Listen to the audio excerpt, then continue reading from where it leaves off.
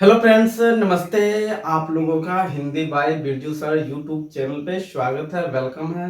साथियों, आप लोग कैसे हैं? आई होप कि आप लोग काफ़ी अच्छे होंगे, मस्त होंगे। साथियों, मैं आप लोगों को बहुत बहुत धन्यवाद देना चाहता हूं क्योंकि आप लोगों का प्यार और सपोर्ट मुझे मिल रहा है। बस आप मेरे साथ बने रहें और मैं आपको एक से एक लाजवाब जानकारी देने वाला हूं। और साथियों, चाहे एजुकेशन फील्ड हो या किसी भी वनडे एग्जाम हो, जिस एग्जाम में हिंदी पूछी जाती है उसके लिए मैं आपके बीच एक से एक बेहतरीन टॉपिक लेकर आऊंगा और एक से एक लाजवाब जानकारी लेकर आऊंगा। तो साथियों, आप बस मेरे साथ बने रहें। तो चलिए शुरू करते हैं आज का बेहतरीन क्लास। साथियों, आज मैं चर्चा करने वाला हूं गीत पे। और गीत क्या है? आप भी गीत गाते हैं, हम भी गीत गाते हैं। आप भी गुनगुनाते हैं, हम भी गुनगुनाते हैं। यानी जितने भी मानव हैं वे सभी गुनगुनाते हैं। यहां तक पागल भी गुनगुनाते हैं, पागल भी गीत गाते हैं। साथियों, हंसना गाना खाना सबको आता है। कोई ऐसा व्यक्ति नहीं है जो हंसता नहीं है, गाता नहीं है, खाता नहीं है। तो आज हम जानेंगे गीत किसे कहते हैं। ओके, चलिए शुरू करते हैं आज का बेहतरीन टॉपिक, गीत। ओके, देखिए, गीत, इसकी परिभाषा देख लेते हैं। स्वर, पद और ताल से युक्त जो गान होता है उसे गीत कहते हैं। साथियों, गीत क्या है? तो गीत में स्वर, पद और ताल तीनों मिले हुए होते हैं। यानी स्वर, पद और ताल के संगम को गीत कहते हैं। साथियों, यदि गीत में स्वर न हो तो फिर गीत अधूरा है। यदि गीत में पद न हो तो वह गीत अधूरा है। यदि गीत में ताल न हो तो वह गीत अधूरा हो। आप देखते होंगे कभी कभी अपने समाज में, गांव में कोई व्यक्ति बेसुरीली आवाज में गाता है, आपको कैसा लगेगा? अजीब लगेगा। लेकिन जब वही गीत कोई व्यक्ति सुरीली आवाज में गाता है तो आपको क्या लगेगा? अच्छा लगेगा, मनमोहक लगेगा। तो क्या है, वह व्यक्ति गाता है, उसके पास या तो स्वर नहीं है या तो ताल नहीं है। तो ये क्या है? गीत जो है ये स्वर, पद और ताल तीनों के मेल से बनता है। ओके, अब चलिए आगे देखते हैं। गीत साहित्य की एक लोकप्रिय विधा है।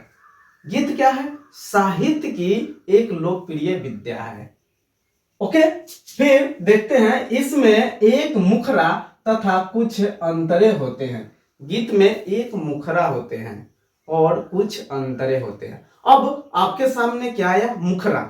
मुखरा क्या होते हैं, अंतरा क्या होते हैं? तो देखिए, इसका हम यहाँ मीनिंग भी लिखे हुए हैं। मुखरा, गाने की पहली 2 या 3 पंक्तियों को मुखरा कहते हैं। जब गाना होता है तो उस गाने की पहली 2 या 3 पंक्तियों को हम मुखरा कहते हैं। तो यहाँ कहा जा रहा है कि इसमें यानी गीत में एक मुखरा तथा कुछ अंतरे होते हैं। अंतरे क्या है? तो गाना के बीच की पंक्तियां जो एक एक पैराग्राफ के अंतर से आती है वे अंतरा कहलाती है। क्या है? गाना के बीच, किसके बीच?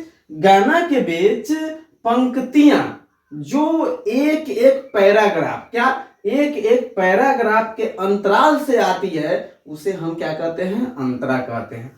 तो ये जो गीत है इसमें एक मुखरा तथा कुछ अंतरे होते हैं। प्रत्येक अंतरे के बाद मुखरा को दोहराया जाता है। देखिए, प्रत्येक अंतरे के बाद यानी प्रत्येक पैराग्राफ के बाद मुखरा को क्या किया जाता है? दोहराया जाता है। गीत को सिर्फ गाया जाता है। साथियों, ये बात ध्यान में रखना है, गीत को सिर्फ गाया जाता है, सुनाया नहीं जाता। क्या? गीत को सिर्फ गाया जाता है, सुनाया नहीं जाता है। अब आपसे प्रश्न पूछे जा सकते हैं, गीत को सुनाया जाता है, क्या यह वाक्य सही है? बिल्कुल नहीं। गीत को गाया जाता है, हाँ ये वाक्य सही है। तो साथियों, आप इसे ध्यान में रखेंगे क्योंकि ऐसे प्रश्न आपसे पूछे जा सकते हैं कि गीत को गाया जाता है, क्या यह वाक्य सही है? हाँ, बिल्कुल सही है। गीत को सुनाया जाता है, क्या यह बात सही है? बिल्कुल सही नहीं है। तो ये क्या थे? ये गीत के परिभाषा थे। ओके, अब चलिए हम आगे देखते हैं गीत की कुछ महत्वपूर्ण तथ्य। देखिए साथियों, गीत के कुछ महत्वपूर्ण तथ्य है, इस पे अब हम चर्चा करेंगे।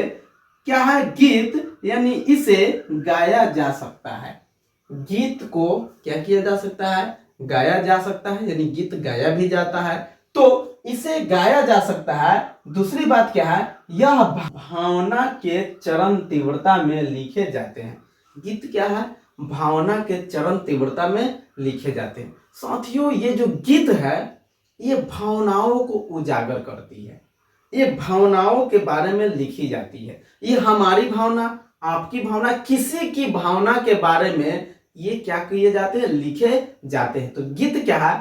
मुख्य रूप से ये भावनाओं पर निर्भर है। ओके, अब चलिए नेक्स्ट देखते हैं। इसमें भाव यज्ञता होती है। इसमें भाव यज्ञता होती है, यानी गीत क्या है? मुख्य रूप से भाव पे निर्भर है। ओके, इसमें भाव वैयक्तिकता होती है। और ये क्या है? गीत क्या है? ये भाव वैयक्तिकता, यानी ये व्यक्ति के भाव से संबंधित है, ये व्यक्ति के भाव को उजागर करती है। तो यही है गीत, कि हमारी भावनाओं को, आपकी भावनाओं को, मनुष्य की भावनाओं को ये क्या करते हैं? उजागर करते हैं। ओके, फिर देखिए, गीत और पद समान होते हैं। देखिए, बहुत सुंदर बातें हैं। गीत और पद समान होते हैं, किंतु पद में भक्ति भाव होता है।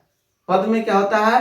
भक्ति भाव होता है। यानी गीत और पद दोनों समान होते हैं, बराबर होते हैं, लेकिन ये जो पद होते हैं ये सबसे अधिक भक्ति के लिए यूज किए जाते हैं। इसमें भक्ति की भाव होती है। तो यही कहा जा रहा है यहाँ कि गीत और पद समान होते हैं, किंतु पद में भक्ति भाव होते हैं। तो साथियों, अब देखिए ये क्या है? For you. फॉर यू का अर्थ हुआ कि आपके लिए।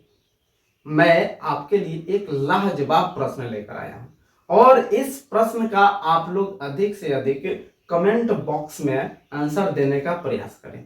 ओके, तो चलिए देखते हैं ये प्रश्न क्या है। कहा जा रहा है, भारतीय मूल संविधान में कितनी भाषाएं थी? बहुत बेहतरीन प्रश्न है। भारतीय मूल संविधान में कितनी भाषाएं थी? इसका आंसर आप लोग को देना है। और आपके बीच ऑप्शन क्या है? 8, 14, 5 और 22। इस प्रश्न को आप लोग समझने का प्रयास करें। साथियों, घबराना नहीं है। ये नहीं कि आप जल्दीबाजी में इस प्रश्न का आंसर दे दे, और आप यदि जल्दीबाजी में इस प्रश्न का आंसर देते हैं तो मैं वादा करता हूं कि आपका 100% आंसर गलत होगा। जल्दीबाजी में इस प्रश्न का आंसर नहीं देना है। एक बार और देखिए, भारतीय मूल संविधान में कितनी भाषाएं थी?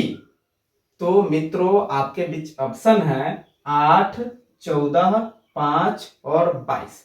तो आप लोग इस प्रश्न का आंसर कमेंट बॉक्स में दें। तो साथियों, अब हम आप लोगों से लेते हैं विदा, और मिलते हैं अगले वीडियो में। तब तक के लिए थैंक यू, धन्यवाद, जय हिंद।